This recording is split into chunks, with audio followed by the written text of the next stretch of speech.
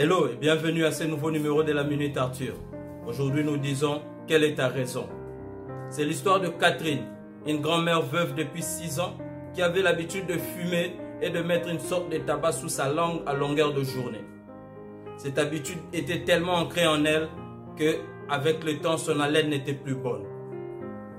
Ce qui a poussé ses enfants et ses petits-enfants à intervenir pour demander à Catherine d'arrêter avec ses habitudes destructrices au détriment de sa propre santé. Rien n'a changé.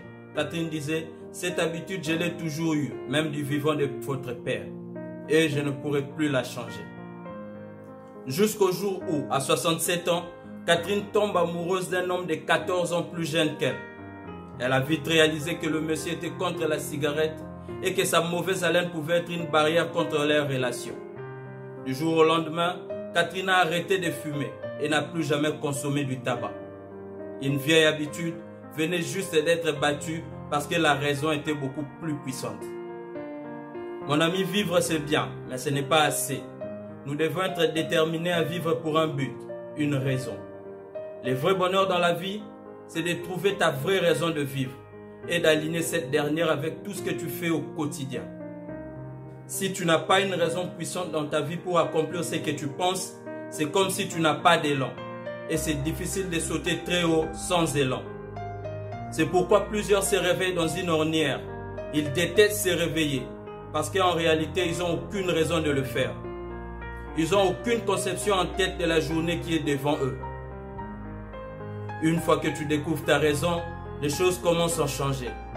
Ne change surtout pas ce que tu es contre ce que tu penses que le monde veut que tu sois. Le monde veut que tu sois toi. Chaque croyance que tu as est un choix.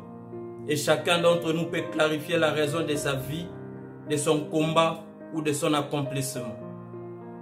Comme avec Mamie Catherine, ta raison est une force très puissante qui mettra fin même à une vieille habitude. La question à se poser est de savoir pourquoi je fais ou je veux telle ou telle autre chose. Et la réponse à cette question déterminera la direction de ta vie future. Une petite suggestion serait de te conseiller d'avoir une raison beaucoup plus grande que soi-même.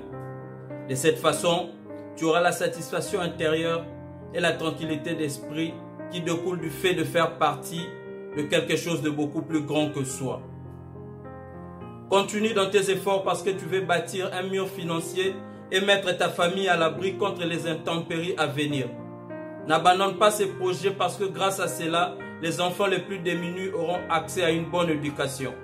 Va au-delà de tes sacrifices parce que demain, le monde te sera reconnaissant pour avoir guéri les cancers. Bref, vivons pour un but. Vivons pour une raison noble. N'oubliez pas, les poches vides n'ont jamais retenu personne dans la médiocrité. Seuls, de tête vide et de cœur vide peuvent le faire. Thank you. Merci d'avoir suivi cette vidéo. Rendez-vous au prochain numéro. Aimez cette vidéo, partagez-la. Surtout, n'oubliez pas de vous abonner sur notre chaîne YouTube.